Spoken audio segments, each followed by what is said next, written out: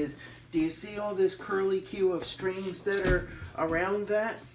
Is grab that with the little needle nose pliers there. No, not that one. This one, the one that's broke. Okay, just grab a hold of one of those curly Qs and pull it off, and grab it with the pliers, because there's probably a pointy end of it that'll poke you, and it won't hurt you bad, but it'll be enough to draw blood, and it'll be enough to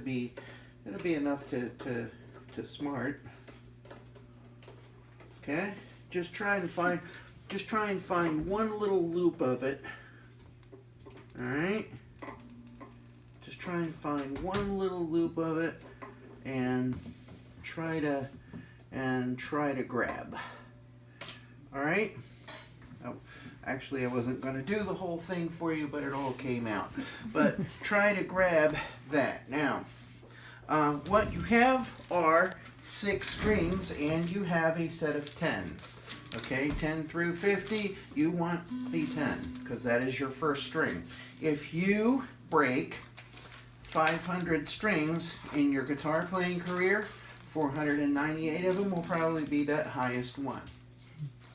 So what we want to be able to do is just find the correct string and change that baby out. All right? And it appears as though there's a childproof container, because I can't get into it. And so what we have here is number 10. Now, what we'll do probably for right this very second is let you change out this one, okay? And what I usually recommend is when you change out one, just change them out all, because you'll wind up with one that sounds real new and real lively and real pingy, and the rest of them are going to sound kind of dead by comparison. Okay? So what we want to do is take this thing right here, grab it with that thing. This thing? Nope, this thing. Okay? And what I usually do is grab it with this thing. Okay? And pop it out. And I wrap paper around it to keep a piece of paper, cardboard, index card, anything like that, just to keep the pliers from chewing up your little part. If you let the pliers chew up your little part, it's not the end of the world. All right, now for this part, what I usually have you do is go about an inch from the end and put a little kink in it. With what? Just bend it. Okay? All right, just enough so that when you stick it in the hole, you want it to bend forward a little bit. Okay? Because you don't want it to come right up under the peg. If you do, it'll pull the peg back out. All right? So there. Now stick the peg in there. Now there's a little slot in the peg where the string goes. Right? Yeah. Did you notice that? No. Okay, is the string in the slot? Okay, see the little slot? Yeah. Okay, you want the string in the slot. Okay, so take that, stretch that out, and put that in so that the string is approximately in the slot. And now we should have the string poking in a little bit so that it doesn't come right up underneath the peg, so that when we start pulling on it with the tuner, it won't hopefully pop the peg back out. Like it just did. Like it just did. Where'd the peg go? Really? Are you serious? Wait. Oh. Alright. So, alright, where did it go? I have it. You have it. Okay. What else is in here? A pick. That's where your missing pick went. Alright. Go ahead and put the string in there and push down firmly with your thumb. And by firmly, I mean firmly. Alright, now hold it down. Okay?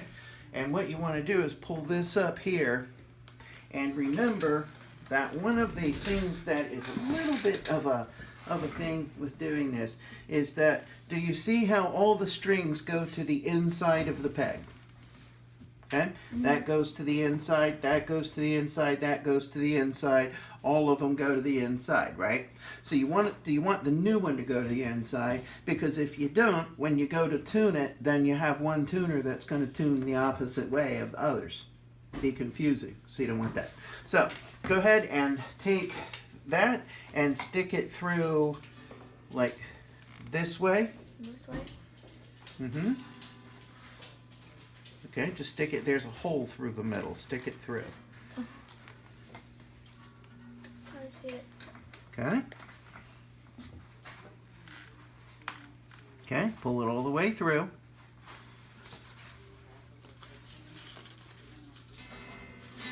Okay, leave yourself about an inch of slack. Okay, so you see how there's a little bit of slack? Okay.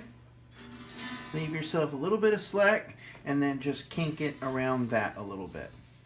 Okay, just grab this and just kind of fold it. Okay?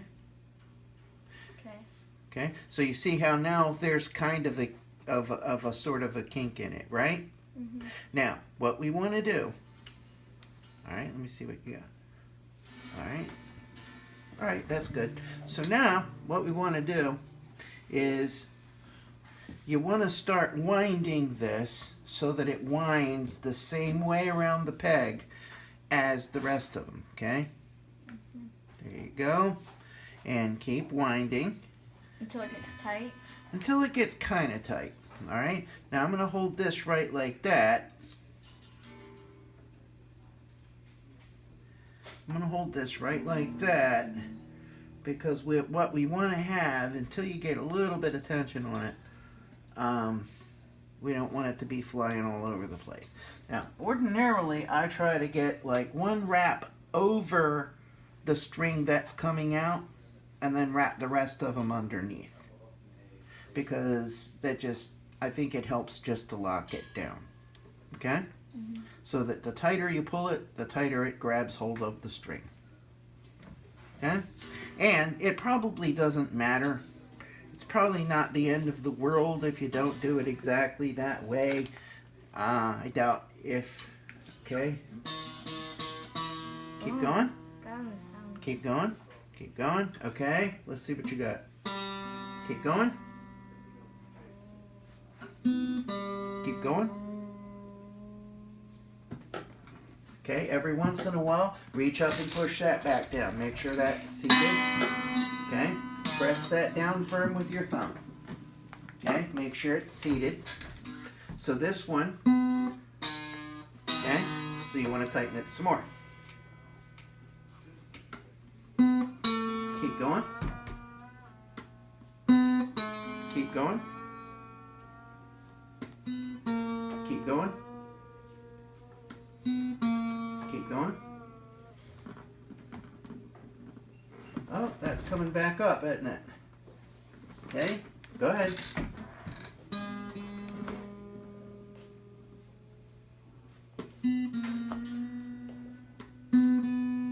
Keep going. Keep going. Okay, now hold up. Now, when you feel like, when it sounds like, okay, this next lowest string, and it's higher than this string, then you want to start using your tuner. Okay, you have a tuner, right?